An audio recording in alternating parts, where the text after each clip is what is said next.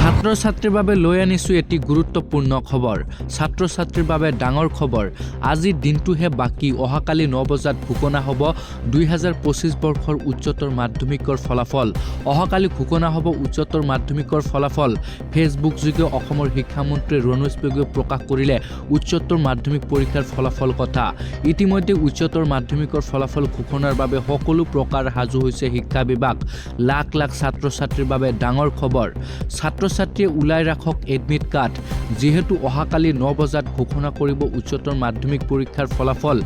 বহুত অপেক্ষাৰ অন্তত ছাত্ৰ-ছাত্ৰীৰ বাবে আহি পৰিছে এটি ডাঙৰ খবৰ। আৰু মাত্ৰ কেইটা ঘণ্টাহে বাকী। আৰু কেইটা ঘণ্টা পাছতে প্ৰকাশ পাব 2025 বৰ্ষৰ উচ্চতৰ মাধ্যমিক পৰীক্ষাৰ ফলাফল।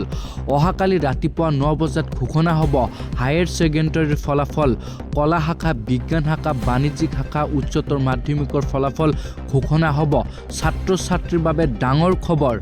অহাকালি 9 বজাত ঘোষণা হ'ব উচ্চতৰ মাধ্যমিক বিদ্যালয়ৰ ফলাফল। ফেচবুক যোগে ৰণোজ পেগুৱে প্ৰকাশ কৰিলে এই কথা।